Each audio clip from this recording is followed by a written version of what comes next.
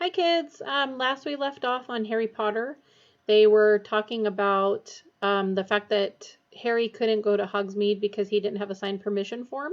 So that's the discussion they're having right now. And they're also talking about Sirius Black and how there's rumors that he's actually after Harry. So I'm at the top of page 78 if you have the book. Harry gave a hollow laugh. Professor McGonagall, head of Gryffindor House, was very strict. Or we can ask Fred and George. They know every secret passage out of the castle. Ron, said Hermione sharply, I don't think Harry should be sneaking out of school with Black on the loose. Yeah, I expect that's what McGonagall will say when I ask for permission, said Harry bitterly. But if we're with him, said Ron spiritedly to Hermione, Black wouldn't dare. Oh, Ron, don't talk rubbish, snapped Hermione. Black's already murdered a whole bunch of people in the middle of a crowded street. Do you really think he's going to worry about attacking Harry just because we're there? She was fumbling with the straps of Crookshank's basket as she spoke. Don't let that thing out, Ron said. But too late. Crookshanks leapt lightly from the basket, stretched, yawned, and sprang onto Ron's knees. The lump in Ron's pocket trembled, and he shoved Crookshanks angrily away. Get out of here! Ron, don't! Said Hermione angrily. Ron was about to answer back when Professor Lupin stirred. They watched him apprehensively, but he simply turned his head the other way, mouth slightly open, and slept on. The Hogwarts Express moved steadily north, and the scenery outside the window became wilder and darker while the clouds overhead thickened. People were chasing backward and forward past the door of their compartment. Crookshanks had now settled in an empty seat, his squashed face turned toward Ron, his yellow eyes on Ron's top pocket. At 1 o'clock, the plump witch with the food cart arrived at the compartment door. Do you think we should wake him up? Ron asked awkwardly, nodding toward Professor Lupin. He looks like he could do with some food. Hermione approached Professor Lupin cautiously. Professor, she said. Excuse me, Professor? He didn't move. Don't worry, dear, said the witch as she handed Harry a large stack of cauldron cakes. If he's hungry when he wakes, I'll be up front with the driver. I suppose he is asleep, said Ron quietly as the witch slid the compartment door closed. I mean, he hasn't died, has he? No, he's breathing, whispered Hermione, taking the cauldron cake Harry passed her. He might not be very good company, but Professor Lupin's presence in their compartment had its uses. Mid-afternoon, just as it had started to rain, blurring the rolling hills outside the window, they heard footsteps in the corridor again, and their three least favorite people appeared at the door. Draco Malfoy flanked by his friends, Vincent Crabbe and Gregory Goyle.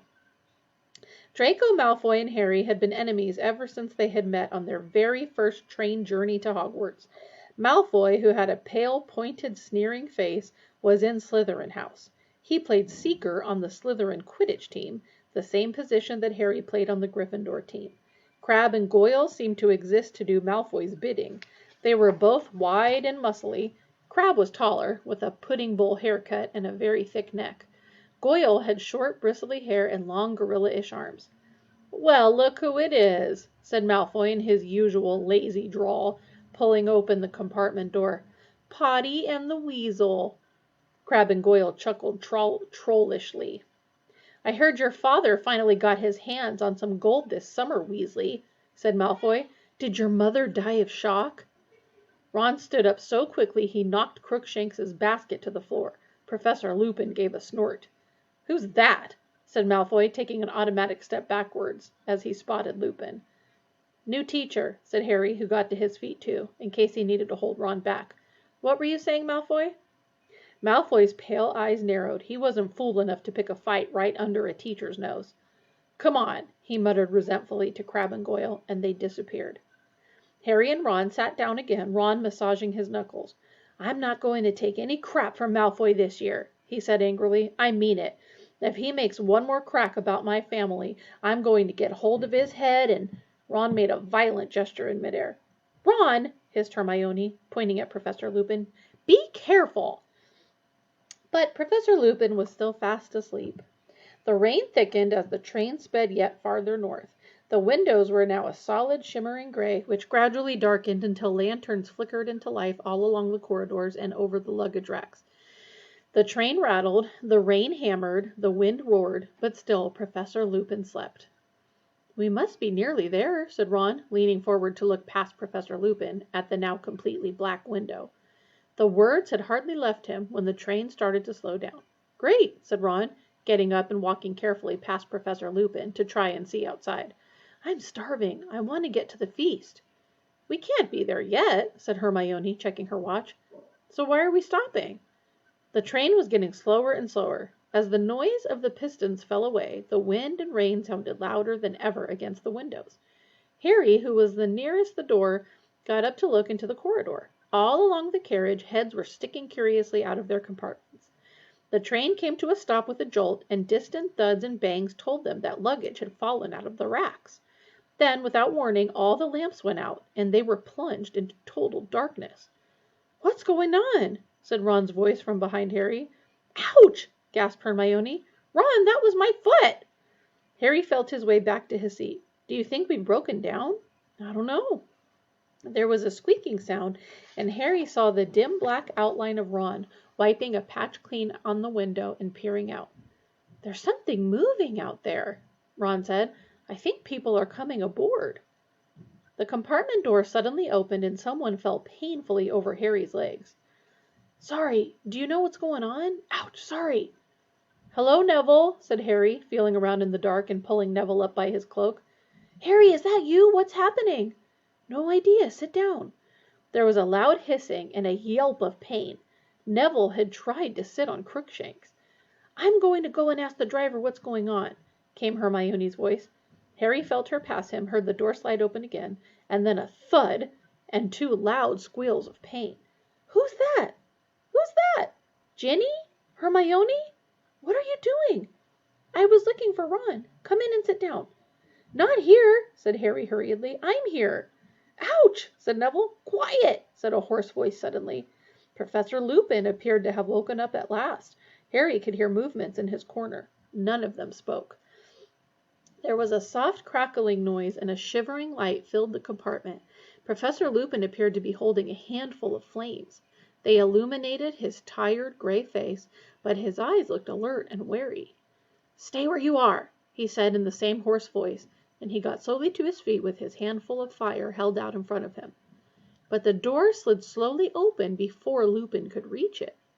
Standing in the doorway, illuminated by the shivering flames in Lupin's hand, was a cloaked figure that towered to the ceiling. Its face was completely hidden beneath its hood.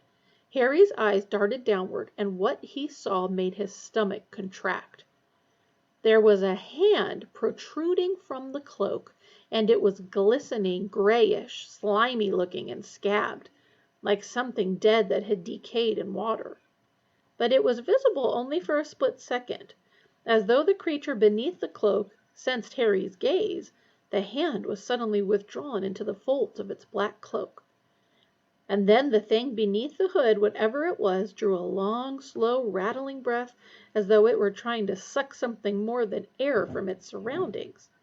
An intense cold swept over them all. Harry felt his own breath catch in his chest. The cold went deeper than his skin. It was inside his chest. It was inside his very heart. Harry's eyes rolled up into his head. He couldn't see. He was drowning in cold. There was a rushing in his ears as the water. He was being dragged downward, the roaring growing louder. And then from far away he heard screaming. Terrible, terrified, pleading screams. He wanted to help whoever it was. He tried to move his arms but couldn't. A thick white fog was swirling around him, inside him. "Harry! Harry, are you all right?" Someone was slapping his face. "What?" Harry opened his eyes. There were lanterns above him, and the floor was shaking. The Hogwarts Express was moving again, and the lights had come back on. He seemed to have slid out of his seat onto the floor. Ron and Hermione were kneeling next to him, and above them he could see Neville and Professor Lupin watching. Harry felt very sick. When he put up his hand to push his glasses back on, he felt cold sweat on his face. Ron and Hermione heaved him back onto his seat. "Are you okay?" Ron asked nervously. "Yeah," said Harry, looking quickly toward the door. The hooded creature had vanished. "What happened? Where's that thing? Who screamed?" "No one screamed," said Ron, more nervously still. Harry looked around the bright compartment. Ginny and Neville looked back at him, both very pale. "But I heard screaming." A loud snap made them all jump. Professor Lupin was breaking an enormous slab of chocolate into pieces. "Here," he said to Harry, handing him a particularly large piece. "Eat it, it'll help." Harry took the chocolate, but didn't eat it. "What was that thing?" he asked Lupin. "A Dementor," said Lupin, who was now giving chocolate to everyone else. "One of the Dementors of Azkaban prison." Everyone stared at him. Professor Lupin crumpled up the empty chocolate wrapper and put it in his pocket. "Eat," he repeated. "It'll help. I need to speak to the driver. Excuse me." He strolled past Harry and disappeared into the corridor. "Are you sure you're okay, Harry?" said Hermione, watching Harry anxiously. "I don't get it. What happened?" said Harry, wiping more sweat off his face. "Well, that thing, the Dementor, stood there and looked around. I mean, I think it did. I couldn't see its face, and I thought you were having a fit or something," said Ron, who still looked scared. "You went sort of rigid and fell out of your seat and started twitching." "And Professor Lupin stepped over you and walked toward the Dementor and pulled out his wand," said Hermione. "And he said, 'None of us is hiding Sirius Black under our cloaks. Go!' But the Dementor didn't move. So Lupin muttered something, and a silvery thing shot out of his wand at it, and it turned around and sort of glided away." "It was horrible," said Neville in a higher voice than usual. "Did you feel how cold it got when it came in?" "I felt weird," said Ron, shifting his shoulders uncomfortably, "like I'd never be cheerful again." Ginny, who was huddled in her corner looking nearly as bad as Harry felt, gave a small sob. Hermione went over and put a comforting arm around her. "But didn't any of you fall off your seats?" said Harry awkwardly. "No," said Ron, looking anxiously at Harry again. "Ginny was shaking like mad, though." Harry didn't understand. He felt weak and shivery, as though he were recovering from a bad bout of flu. He also felt the beginnings of shame. Why had he gone to pieces like that, when no one else had? Professor Lupin had come back. He paused as he entered, looked around, and said with a small smile, "I haven't poisoned that chocolate, you know." Harry took a bite, and to his great surprise felt warmth spread suddenly to the tips of his fingers and toes. "We'll be at Hogwarts in 10 minutes," said Professor Lupin. "Are you all right, Harry?" Harry didn't ask how Professor Lupin knew his name. "I'm fine," he muttered, embarrassed. They didn't talk much during the remainder of the journey. At long last the train stopped at Hogsmeade Station, and there was a great scramble to get outside. Owls hooted, cats meowed, and Neville's pet toad croaked loudly from under his hat. It was freezing on the tiny platform. Rain was driving down in icy sheets. "First years this way!" called a familiar voice. Harry, Ron, and Hermione turned and saw the gigantic outline of Hagrid at the other end of the platform, beckoning the terrified-looking new students forward for their traditional journey across the lake. "All right, you three?" Hagrid yelled over the heads of the crowd. They waved at him but had no chance to speak to him because the mass of people around them was shunting them away along the platform.